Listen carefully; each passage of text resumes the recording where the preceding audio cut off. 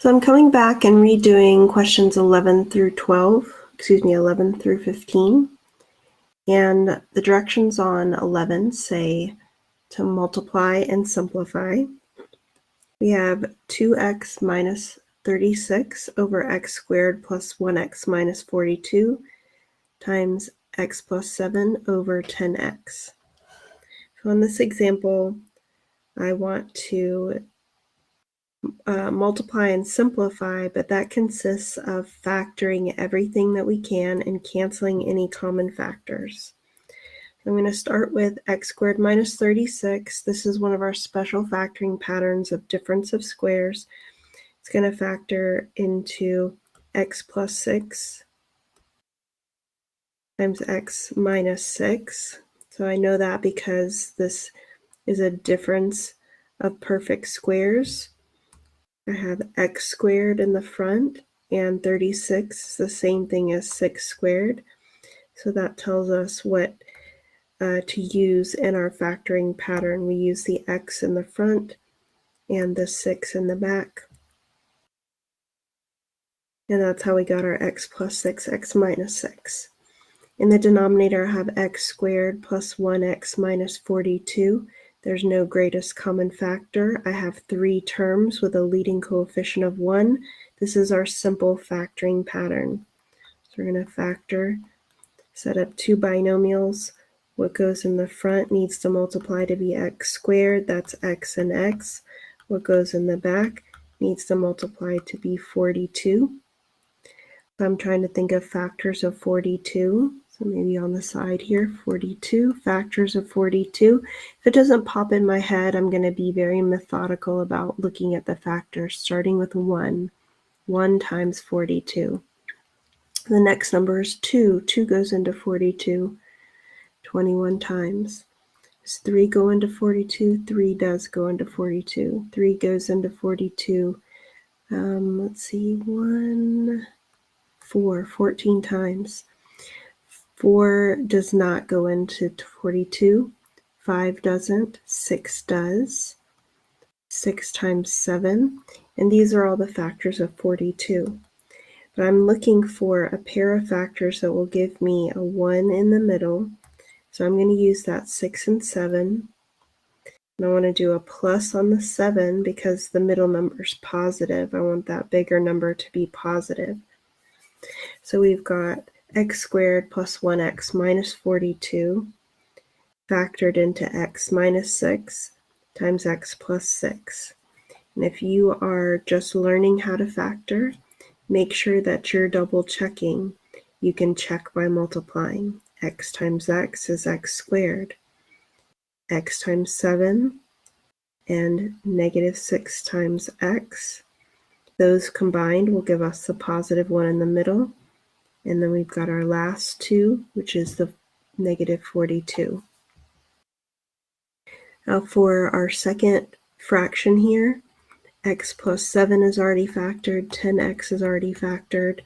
So now that we have everything factored, we're going to look for common factors to cancel. So looking within the first fraction, I see I have x minus 6.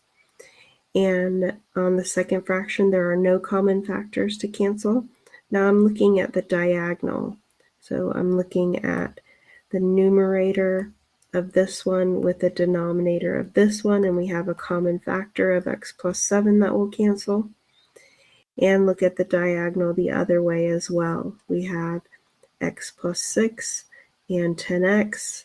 Those don't cancel. With whatever's left, we're going to multiply straight across. The only factor left in the numerator is x plus 6. The only factor left in the denominator is 10x. So that gives us x plus 6 over 10x as our simplified answer. For the next question, this is question 12. The directions say to divide and simplify. We have x plus 4 over x plus 9 divided by 2x plus 8 over 3x plus 27. And we do have division here, so I want to start by changing this to multiplication. We can use the phrase keep, change, flip. So you're going to keep the first fraction the same, change the division to multiplication, and flip or find the reciprocal of the second fraction. So let's rewrite it with multiplication first. X plus 4 over x plus 9 times 3x plus 27 over 2x plus 8. So now that we've rewritten it as multiplication, we're going to factor each part that we can and cancel any common factors. So looking at this first fraction, x plus 4 and x plus 9 are already in factored form, but we can factor both of these, 3x plus 27 and 2x plus 8. We're going to factor the greatest common factor. So the first fraction stays the same. With this second fraction, we're going to factor the greatest common factor out of 3x plus 27. It's the greatest common factor of 3. We factor out that 3 and get x plus 9. For the second fraction, the denominator has a greatest common factor of 2. We're going to factor that 2 out and get x plus 4. And once we have it factored completely, I know it's factored completely. Looking inside the parentheses, I have a linear factor, and linear is when you have x to the first power, so there's no more factoring that we can do there. So then we're going to look at what we can cancel. I've got an x plus 4 in common, an x plus 9 in common, so this one simplifies to be 3 over 2. We multiply straight across with whatever's left. So the directions on this one say to simplify and reduce the fraction to lowest terms. We have 2x plus 14 over 4x minus 12 over 4x.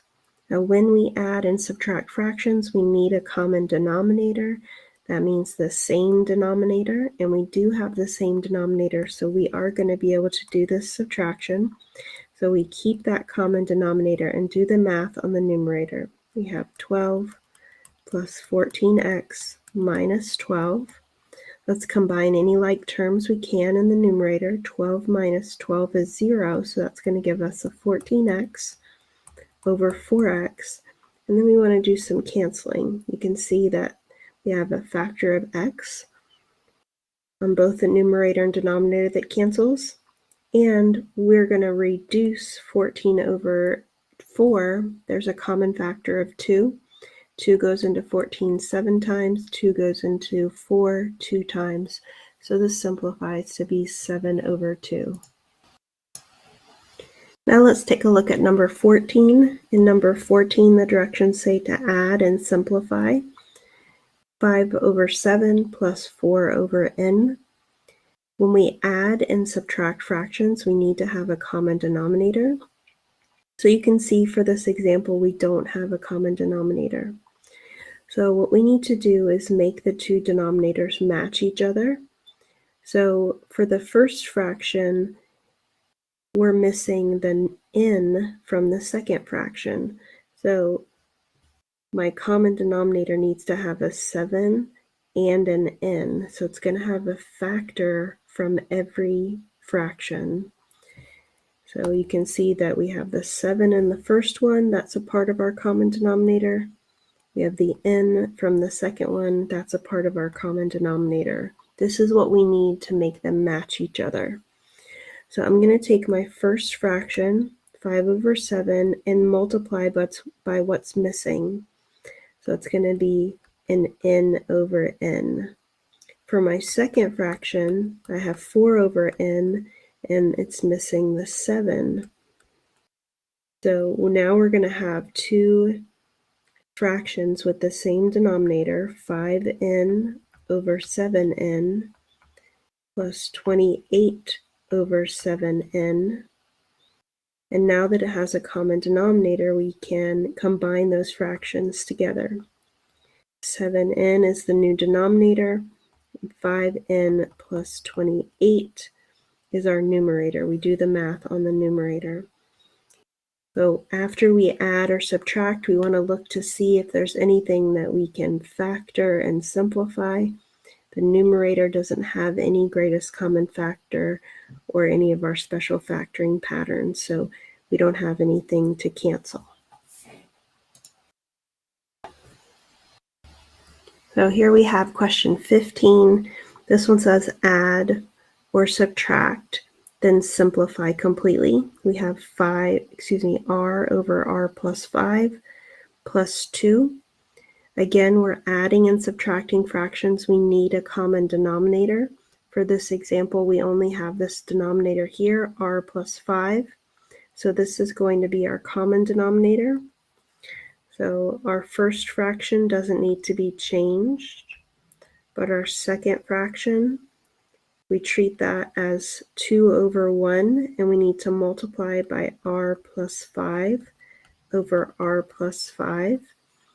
So we're trying to make it so that both fractions have the same denominator. So that will give me r over r plus 5.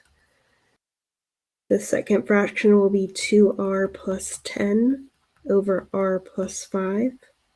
What I did is I distributed that 2 to both terms, and now I have a common denominator. I'm going to keep that common denominator of r plus 5.